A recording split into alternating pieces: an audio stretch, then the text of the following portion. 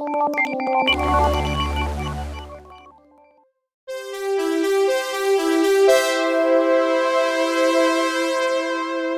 morning, ma'am. Good morning, classmates. So today, my video presentation is about the concerns of people all around the world since the COVID-19 spread, and also the students that have been adjusting their time and their studies for the safe under health, for the sake of their own family.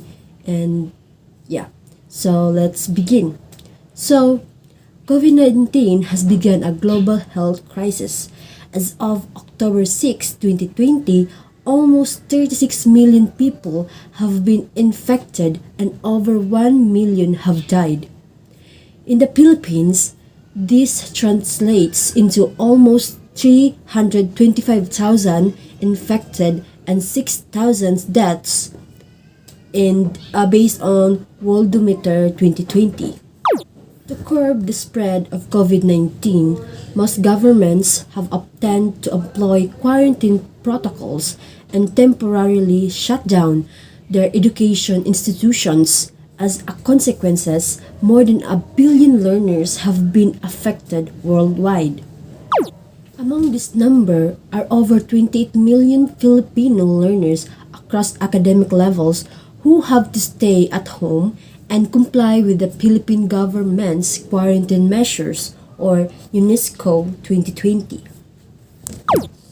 Up until now, students still pursuing their studies in their homes, but the updated news was President Rodrigo Duterte has approved limited face-to-face classes in a maximum of 120 public and private schools in areas deemed low risk for COVID-19. Malacanang announced on Monday, September 20. This covers a maximum of 100 public schools in areas categorized as minimal risk and that have passed the readiness assessment. An additional 20 private schools jointly by the Department of Education, or DepEd, and the Department of Health, DOH. The DepEd has yet to release the list of schools that would participate in the pilot run. Presidential spokesperson Harry Roque had made the announcement in a press briefing on Monday, September 20. He said face-to-face classes in the schools would be held for only half a day, every other week. Like, quote, ito pa ay hindi lang issue ng edukasyon. Ito po ay issue pa na rin ng mental health at ekonomiya, he said.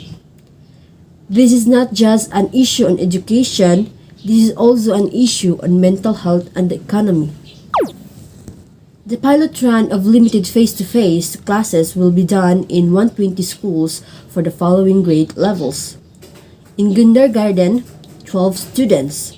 Grades 1 to 3, 16 students. Technical vocational students in senior high school, 20 students. Education Secretary Leonor Briones said the DepEd has yet to determine the start of the pilot run, but the agency will implement it immediately after receiving instructions from the President. Quote, the pilot run of limited face-to-face classes is a shared responsibility of the DepEd, Department of Health, with the approval of IFTF and the local government units themselves and the parents. This will be monitored for 2 months, Briones said.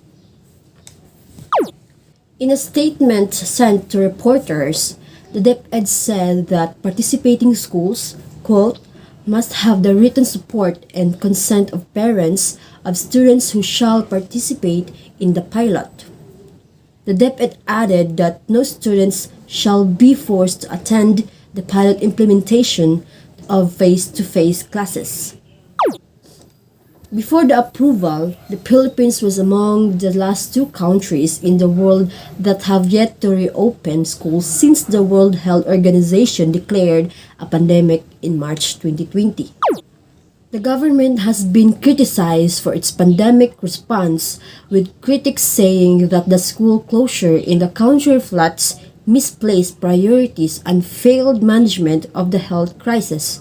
For the second time, millions of Filipino students started classes again even as campuses remained closed due to the COVID-19 pandemic on September 13. So that's all my about my video presentations, and thank you for watching and goodbye.